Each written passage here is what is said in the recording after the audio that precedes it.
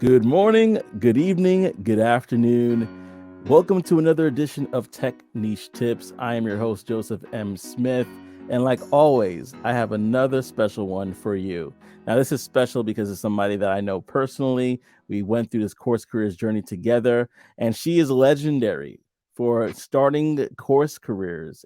And literally less than a week, or probably a week's time, she not only landed a job, but she landed a job with a really, really good company. I won't say their names, but you could go to LinkedIn and figure that out. But this is going to be a special one. I know you're going to enjoy it. I have none other to the stage, Ren. Ren, it's a pleasure to have you with us here on another edition of Techniques Tips. How are you? I am awesome, Joseph. Thank you for having me on your show, man. Thank you. This is awesome. The privilege is all mine. It really is. Well, I'm going to get to it because I think a lot of people know how we flow. We're going to start from Yeah. the boots and go all the way to the brain. So, with that being said, we're going to start from the very beginning because that's a very good place to start. Ren, tell us about your upbringing and a little bit about your background. Upbringing, I come from a two-parent household. My dad passed away when I was 11 years old. So it was just me, my mom, and my two older siblings. My mom is an educator. My dad was in insurance. And yeah, like nothing, nothing super crazy or anything like that. I was born in New Paterson, New Jersey. And then I was raised in North Carolina. So, yeah, pretty much like an only child because my siblings are significantly older than me. And yeah, like that's just a little bit about me. Well, now that's great. I'm so glad that we talked about it. But here's the thing I always like to say to people, especially when I hear them say something like what you just said. My condolences still, Thank right? you. Thank you. I Yeah. think that it cannot be said. I remember I had a situation when my aunt passed away, and she was a person like my family is a huge family. My mom is one of 12, and Mm, so but they're all very close. yeah. And so when she passed away, it was a weird situation where I was kind of didn't realize I was still processing things. And it happened to be probably months later when they were doing like more of a memorial, I would say, sort of like service for her. And this was a couple months after the fact or so. I uncontrollably just went to the bathroom and just started weeping. Like Mm, I didn't expect it to come or whatever the case may be. But yeah. oftentimes, these things they do challenge us. And so there's somebody that's listening here. We both know of somebody that lost a parent during when they were trying to transition to tech. Yeah. I know it's a somber note, but could you talk about if you could go there about your father and the impact that he had on your life? Yeah. So my dad passed away when I was 11 years old. I'm 34 now, but my dad was military. So, it's a lot of structure, right? Very, very, very structured guy. And then also, my dad owned several real estate properties throughout New Jersey, him and my mom.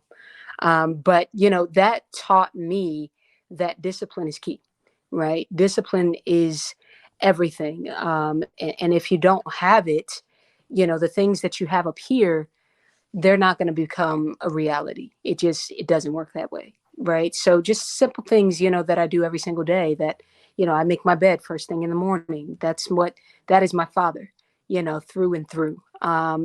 Things like putting things back in the place that you got it from. That is my father, and just he was a man of his word. And so, that's something that he instilled in us is you be a person of your word. If you say you're going to do it, you do it. Like that's it. So yeah, I'm so thankful to have had him for 11 years of my life. And he definitely instilled those qualities within me for sure. Yeah. So, family, listen to what you just said. Disciplined and keeping your word, right? This is amazing to think about the impact, our family has on us. I heard this saying one time.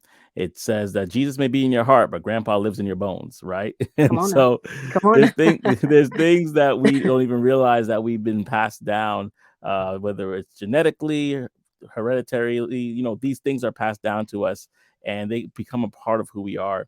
And but Yeah. the good thing about it is we take that all with us when we're Yeah. moving forward into tech. And so one Yeah. of the things I wanted to say is that both Ren and myself are graduates of Course Careers. And the beautiful thing about it is that Course Careers is not just one facet of tech. They actually are branching out to do other things such as IT and digital marketing. So if that's something that you're interested in, definitely click the link in the description. You will not regret it. I know it's changed my life, and I could attest to probably what my conversation Red and I have had, that it's changed her life as well. Yeah. And we're gonna get into your story because a lot of people don't know the full gamut of it. Some people do. A lot of people in our sphere of influence, but those that might be watching for the first time may not know. But let's talk about it a little bit, because you mentioned New Jersey, where I'm living right now. You grew up in New Jersey, is that correct? So yeah, I was in New Jersey until I was 8 or 9 years old.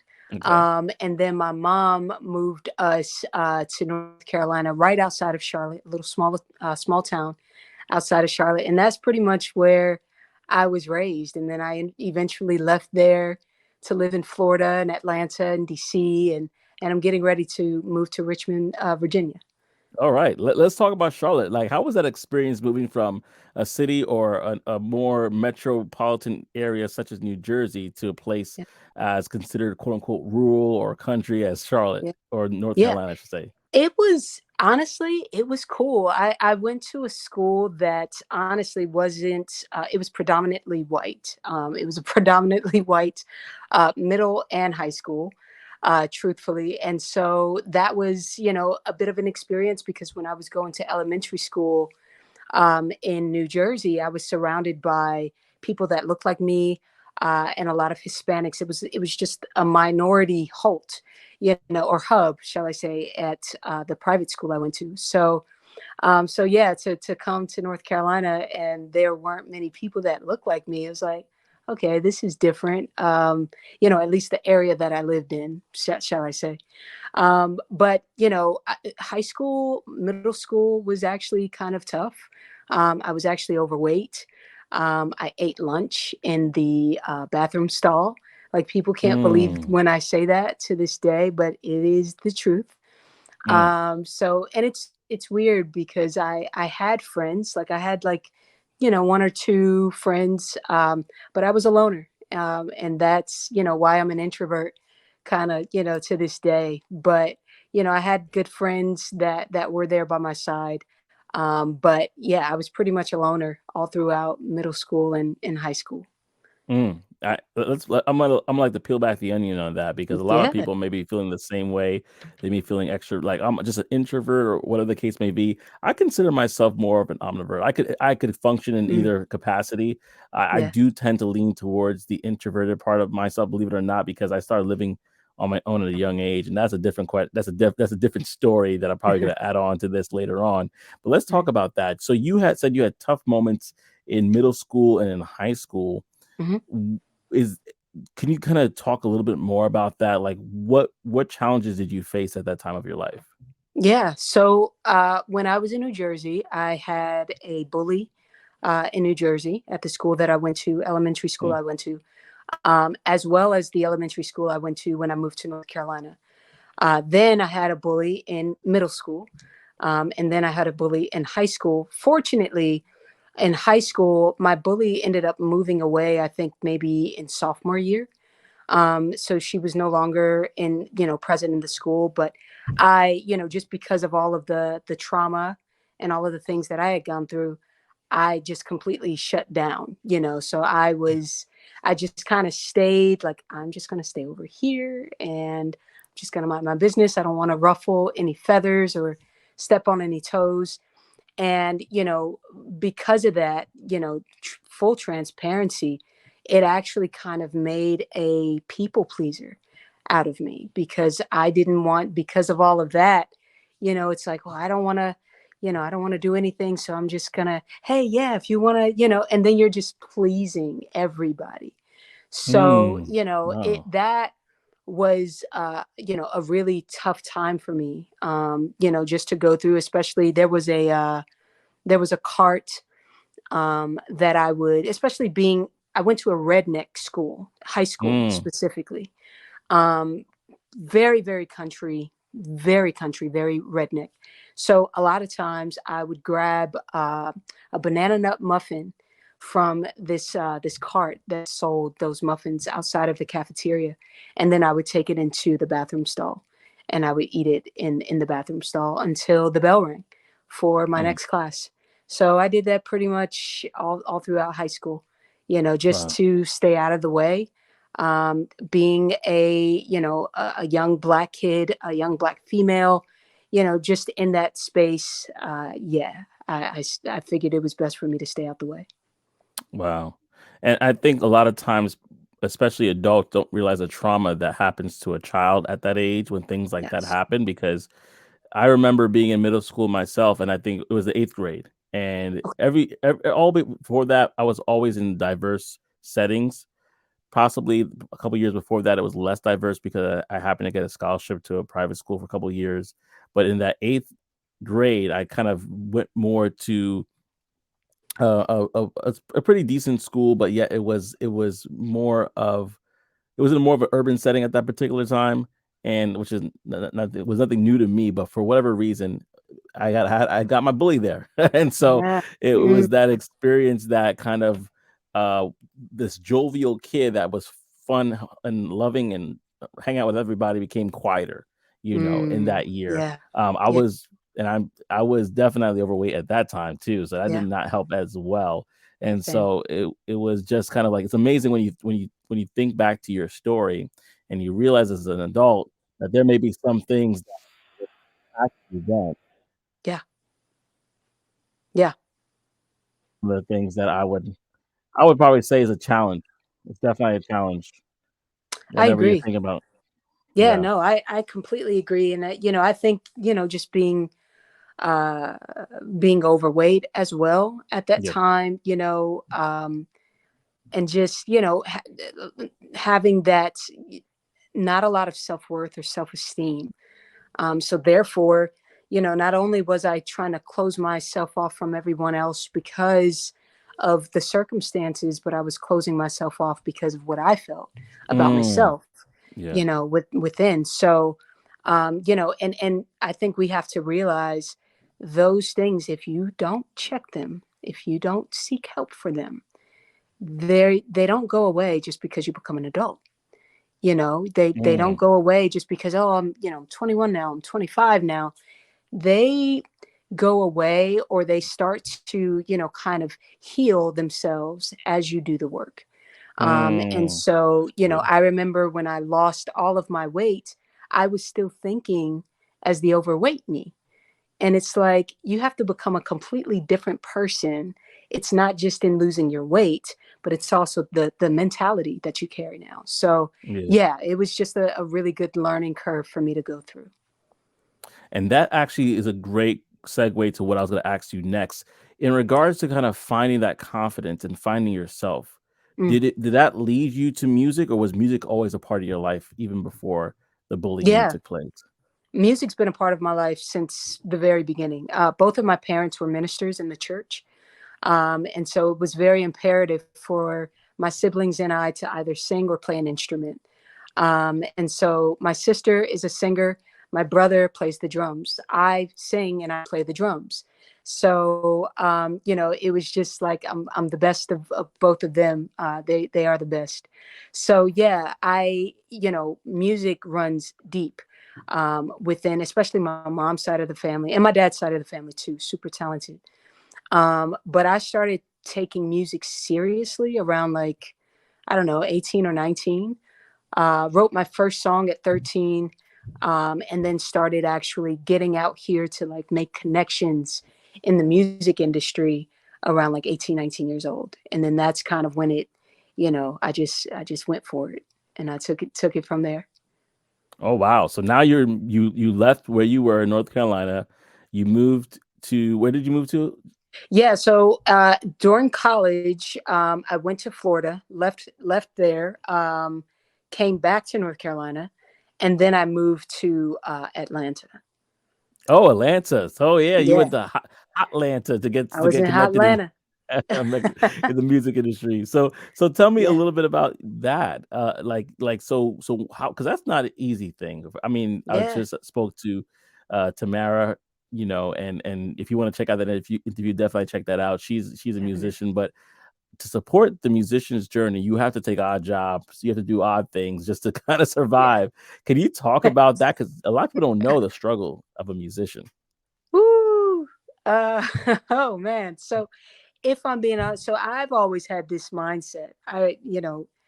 Kids don't listen to this. But I remember when I was in school, I used to be like, I'm going to be a famous artist. I don't need to algebra. I don't need to do any of this. I'm going to be a famous musician. And, that actually ended up leading me on a path of not finding a real job. So all the jobs that I would take would just be, like a dog walker, or just kind of doing something, like, oh, okay, like I'll work at I don't want to make this not a real job because it is, but like a hotel, working at a hotel. I didn't want to go in a corporate. That I guess let me say that. I didn't want to go in a corporate because I felt like if I went into corporate, it's gonna like, I don't know, my time's gonna be taken away from what I need to be doing, and I'm not gonna have as flexible of a schedule. I don't know. And then I'm very free spirited, so it's like I do this thing where I like to move every 2 years. I like to stay in a place and then I like to move somewhere else. And so yeah, I just like to be able to just kind of be free. But the struggle was real. The struggle was real. When you decide and choose to kind of live that life, you have to embrace yourself for what comes with that, which means, you know, being a broke waitress or being a broke, I don't know, and so, but it was not something that I wanted to continue doing, but I knew like I didn't finish college. I'm like, okay, what am I going to do? I know I'm meant for more. I know what I'm supposed to do, because at that time, all the jobs that I was doing weren't enough for me to cover my bills and to fund my music career. So I'm like, okay, something's got to give. And I've got older siblings who are just like, hey, what are you doing with your life? And I'm like, I don't know. Your guess is as good as mine. So yeah, it was just one of those things where I was like, all right, I guess I've got to figure something out now, which was last year. I say all it means a whole lot more in between that, but yeah, and last year I kind of decided to stop doing like Uber and DoorDash and dog walking, and and kind of get a real job. And I landed a job in tech. Here we are. So yeah. No, that's good. I'm laughing because it's so true. Like one of the things that I actually went to school at an undergraduate degree in sacred music, and my Mm, whole mindset was I'm going to get a job with a church. Got the wife and 1.5 kids, whatever the yeah. statistic is, right?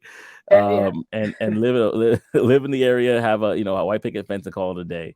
I mean, I wanted a simple life, to be honest with you, and Yeah.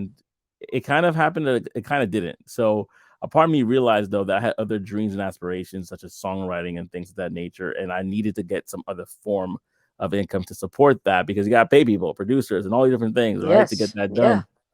And For so that sure. kind of led me to tech. But you, I think, have a slightly different position on that because you actually had some quote unquote success in the industry as well. Yeah. Could you talk about the highs and the lows in the music industry? And the reason why I'm doing this, just so you know, audience as well, I know that there's some musicians out there that are looking at this and saying, hey, you got to stay true to the craft. Starving artist, that's who I'm going to be. But I want to talk to somebody that actually has had some success, and can you kind of peel back the onion a little bit and talk about the highs and the lows in the music industry before we move on? Yeah. So the highs, I mean, gosh, my team, shout out to V Script, Chris Brown and her and Summer Walker and all of these amazing artists. And, I've worked with like Raheem Devine, Eric Bellinger, so I've definitely been able to, my team and we've been able to find ourselves in these amazing positions. But we were all just kind of like, okay, we've all got this amazing talent. And the truth is, songwriters really don't get their due, as we should, especially financially.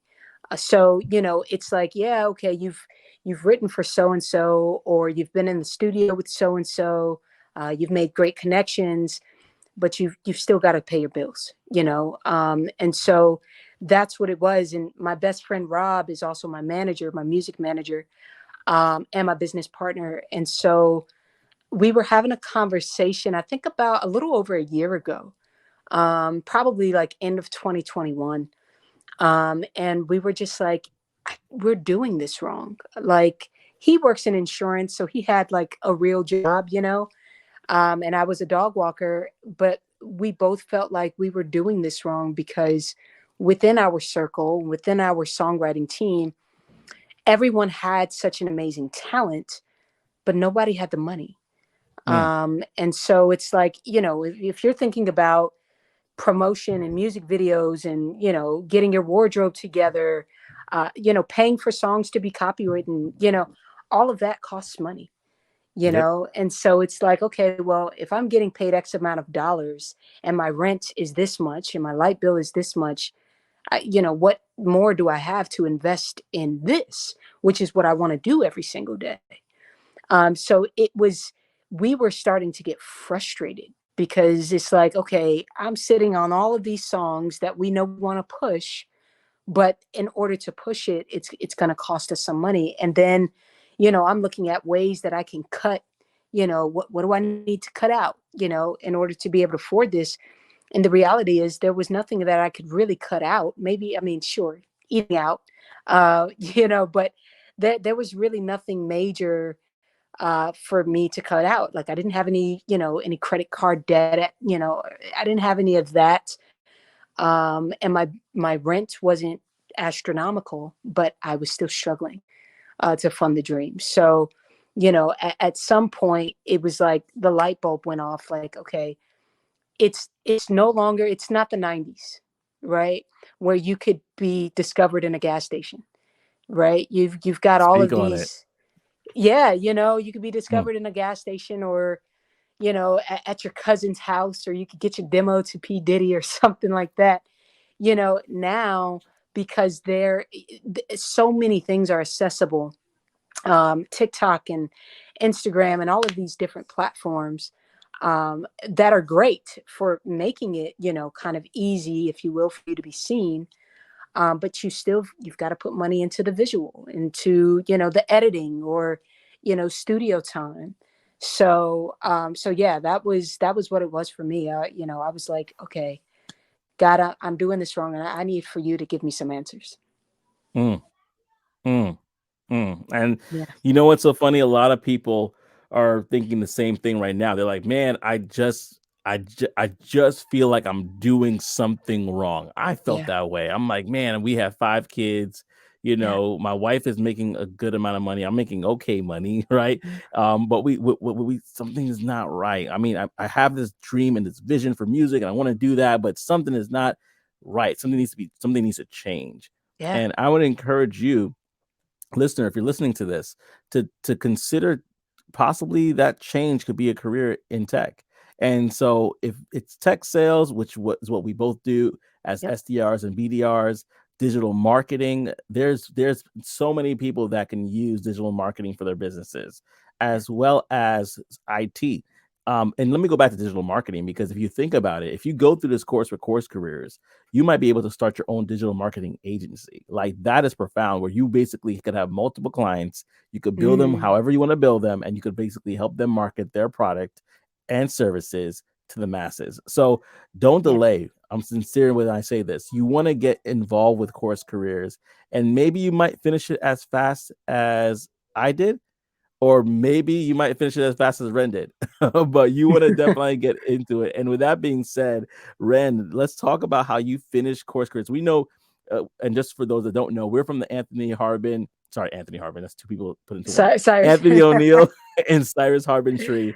Yeah. That's how we Yeah. got into Course Careers, and I want to talk about how the fact that you got into Course Careers in, like, what, 6 days you landed a job. Can you Yeah. talk about how you did that? Because that's going to be golden nuggets for people that they could probably emulate. It's not, I know it's Oh, not one size fits all, but let's talk for about it. sure. Yeah. So what it was for me, I started Course Careers on like a Monday or Tuesday. I started applying for jobs by like that Friday or Saturday.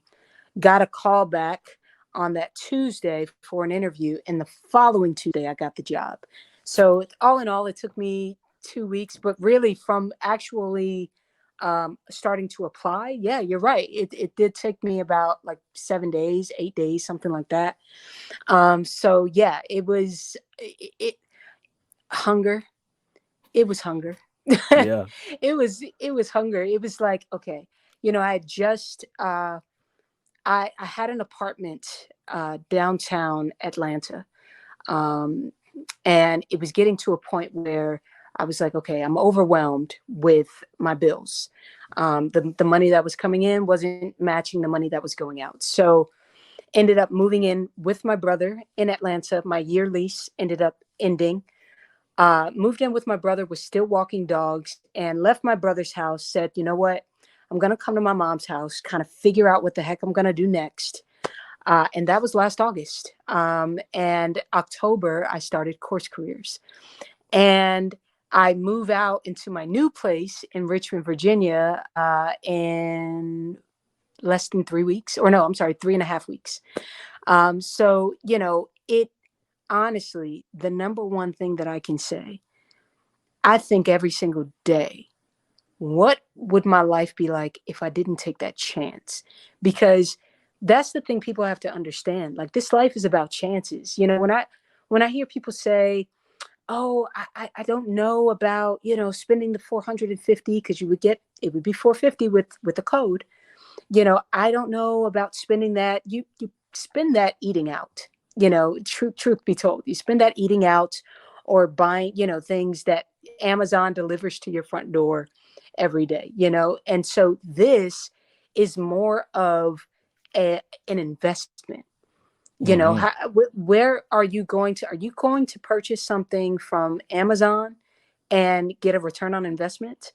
Unless you're doing like some Amazon FBA, type stuff. But I'm talking about just the typical person that's buying stuff. Are you going to go to a restaurant and get a return on your investment to the company after your meal? You're Mm. not. Once you eat that, like that's it. Like you've spent that 15, $20. I encourage people to enroll in CourseCareers. I understand, and I always give this disclaimer. I understand that my journey just kind of happened. And I honestly and truly Mm. believe that that's what God wanted, because I've always known that I was supposed to be a speaker. I've always known that I was supposed to have a podcast and all of this stuff that's now in the works, because the platform has been building. But, you know, it only came because I was obedient and I took a Mm. chance on myself. And you have to ask yourself, I don't care what you believe in, when was the last time you took a chance? Right? And that's what I did. I decided to take a chance. And, me deciding to start applying for jobs just a few days in, heck yeah, that was a risky move. That was super risky, but at the same time, I think it's paying off pretty well. So, so we're good. Oh, We're oh good. yeah. We Yeah. talked before. It is paying off very well. Yeah. So Yeah. Quite. it, oh man. And so if you're listening to this, be encouraged. Like sometimes you have to take that leap of quote unquote faith Yeah. and see things come that you Yeah. may not have seen before. And yeah, it's gonna take some time to adjust, but what hasn't? We didn't come out of Exactly. our parents, our mother knowing how to walk and talk. We had Exactly. to crawl. We had Exactly. to learn, we had to bump around a little bit. We got to like my toddler is doing right now, and eventually we're able to do those things. And so, what Ren is saying is true.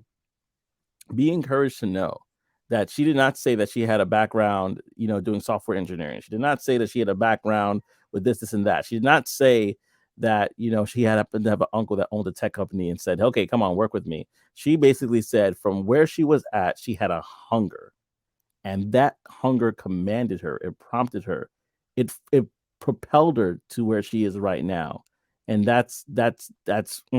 I gotta go back though, Ren, because people are saying, Let's do okay, it. what did you say to the recruiter? How did you do this? And I think I want to say the word from our conversations was you're basically authentic, and you Yeah. gave a story. Yes. after story that resonated with the person you're interviewing with. But would you agree with that, or would it be more than that? That Would you say? that's exactly what it was. As a matter of fact, the current job is more specifically speaking to the job that I have. Um, that was the number one thing that they threw out there. They were like, I absolutely love how you tell a story. So, Mm, when you go into an interview, I think we tend to be the kind of people that are like, oh gosh, I hope I get this job, right? Instead of going into it looking to have a conversation, instead of going into it saying, hey, I hope this job is a good fit for me, right? Because a lot of times we hope they choose us. And so, that's kind of like one of the things that they said that they loved is that I was open to having a conversation. I was open mm, to it, and because of that, it took away the anxiety of, oh gosh, I hope they pick me, right? yeah. I hope I'm the one that they give a call back to. So even my first call was with the recruiter, and she just kind of went over, what I would be doing in the role, why she thought I might be a good fit. And so it's like not being afraid to have a conversation. I said, hey, I just took this tech sales boot camp. But I do not have any experience in tech sales. Hmm, However, I have the enthusiasm, I have the coachability, I've got the tenacity, I've got the grit. Those are the kinds of things that people want to hear when you're breaking into this space. absolutely. Because you know what I mean? Because Hmm. ultimately it's tech sales. And I say this all the time. I probably have said this in every interview that I've ever done for this space. But it's like you are in tech sales. They are going to feel like, or you're trying to enter into tech sales. If you cannot sell yourself, they're going to think that you cannot sell their product. And that's what tech sales is all about. It's about selling a tech product, or if you're doing some kind of tech healthcare, it's all about selling the product. Yeah. So if you're able to go in there and sell your enthusiasm, if you're able to, whether your phone interview is over the phone, over a Zoom call, or in person, you've got to be able to speak with a liveliness about you, Mm, that lets them know, hey, when he or she hops on the phones, even if the person doesn't buy, or doesn't want to buy, they're gonna want to buy by the end of this call. mm. So yeah, just having that level of energy and enthusiasm and a desire to learn, because you're gonna learn a heck of a lot in tech sales. Well said. Well said. Oh, if y'all didn't take notes any time of this conversation, I need you to pause, go back to what Ren just said, and take notes, because I know there's people that are really right now. They've gone through course careers or some other boot camp, and they're trying to get a job. They're struggling. That anxiety, that Yeah. frustration might be adding to the reason why you're not landing the job. Come in there, have a conversation, be transparent, and sell yourself. Sell Yes. yourself in the best Seriously. possible way. Yeah. That's so well said. So, with that being said, I think you kind of touched on it already. Let's go to the mindset. What is the mindset that somebody needs to have to be where Ren is right now and to scale from there? Whew. Jeez. Let me tell you. Let me say this, Joseph. Ooh. I was actually having this conversation with my mom the other night. With people that are coming into this space, I need for you to understand one thing. Your mindset is everything. Um, but kind of like we were talking off air, we were talking about, what we're doing as affiliates and all of these amazing things. And not just in like my job in tech, but just in the space of tech, it's opened up so many doors for me, which has also brought in, an income that I've never had before. However, I've had such a scarce mentality for such a Mm, long time. mm, So please do yourselves a favor and know that you deserve to make this kind of money. You deserve to be in this mm, space. When I got my interview and I got the job, I think it was I'm trying to remember. I think it was Mia that said something to me. She said, "Ren, I need for you to understand that this was not a fluke. Because in my Mm, mind, I'm like, how the heck did they hire me? All these thoughts were running through my mind. And I'm just like, I've never made this kind of money before. What if they let me go? And I had been living in such a scarce mindset, scarcity for such a long time. So when you come into this space, the number one thing that I can say about your mindset, get better with money. Get better, get some things in order, because the things, if you went from making crumbs, but you were still just kind of doing, whatever with your money, now that God has propelled you to a completely different space, you need to be a really good steward with your money. And that is really a mental practice first. So I would highly encourage you guys, when you are coming into this space, you need to start looking at money differently. It can't, it can, now you're in a position where you're able to make 80, 90, $100,000 plus per year. Well, I come from dog walking and customer service. I wasn't touching that at all, so I had to change my mentality on money, the way that I saw money, the way that I handled money. So that's the mm, number one thing that I would say to you guys in terms of your mentality around the money, because you're going to make it and you don't want to spend it and blow it. mhm, And then also just my mentality around this space as a Black woman, being in a space where there aren't many of us. There are a lot of us, but in the space that I work in, there aren't many. And so, I had a lot of imposter syndrome going on. I don't know if I'm equipped to do this job. I don't know. I mean, did they hire the right person? you know, all of those thoughts. When you shift your mentality to, I deserve to be here, I'm going to work hard and I'm going to go after it, I'm going to get it. And then, the it's just like a big world that opens up to you, because you start to realize David Goggins. I don't know if any of you guys listen to David Goggins ever. David Goggins, when he was a Navy SEAL, he often talked about going through Navy SEAL training. He felt like those guys in the beginning were better than him. The minute he started training his mind, he was like, oh, they may have went to a great college or had great parents, but they're not. They're not better than me. Nobody in this space is better than you. I don't care how long they've been doing it. I don't care if they have a degree. I don't care if they come from an amazing family. I don't care about none of that crap. They're not better than you. You belong in this space. And if you get that job, or when you get that job, please do yourself a favor and celebrate. And instead of looking at, oh my gosh, what did I get myself into? Say, oh my gosh, this is about to change my life. Because I promise you, if you let it, it will. It'll change your life. Change that mentality. Your life is going to, it's going to soar. I went from making, Joseph will tell you, I went from making $35,000, and what I'm making now, God is good. I'll just say that.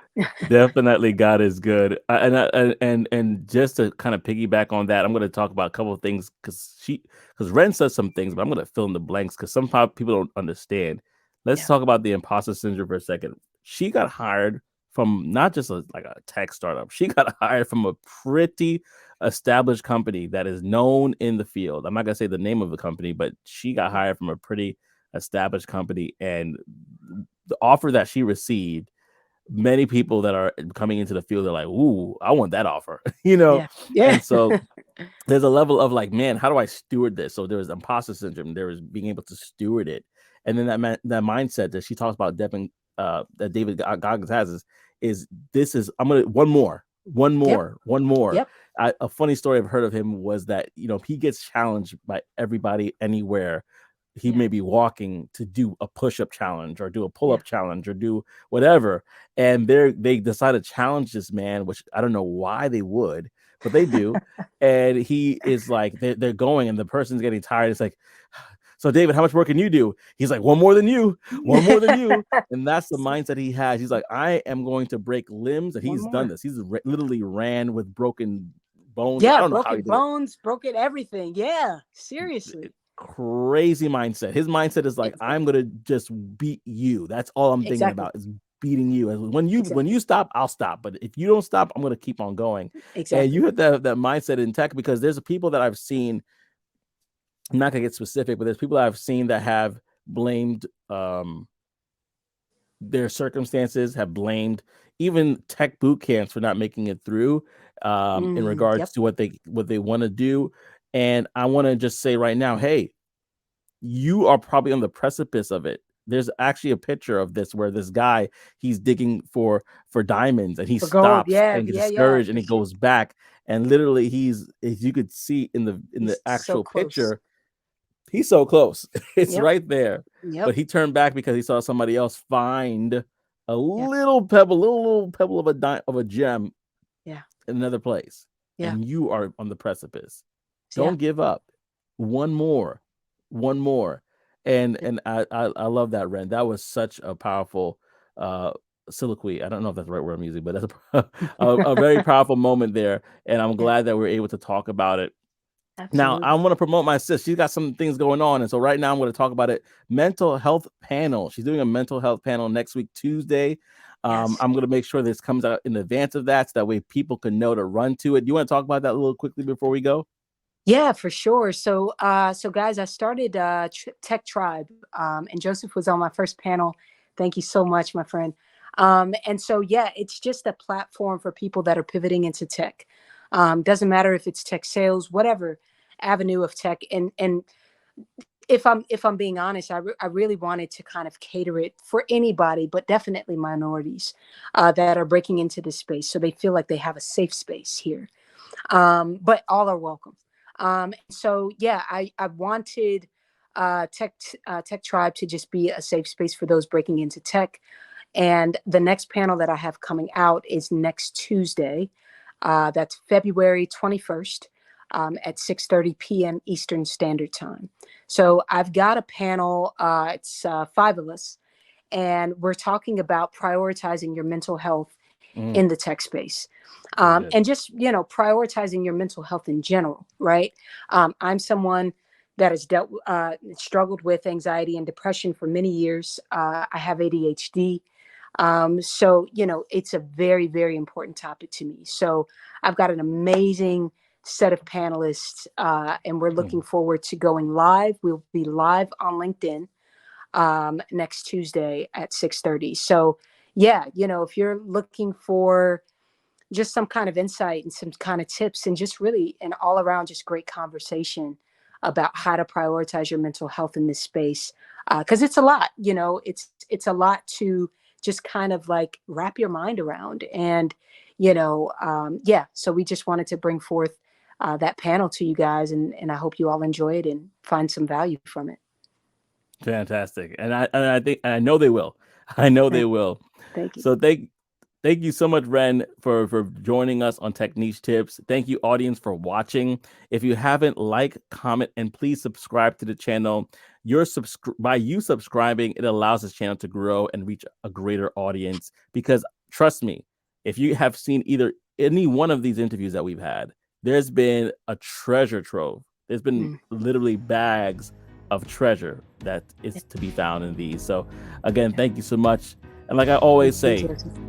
oh, absolutely. Thank you. Thank you. And like I always say, until next time, I hope to see you on the other side. Take care, family. Have a great one. So we can run this race together.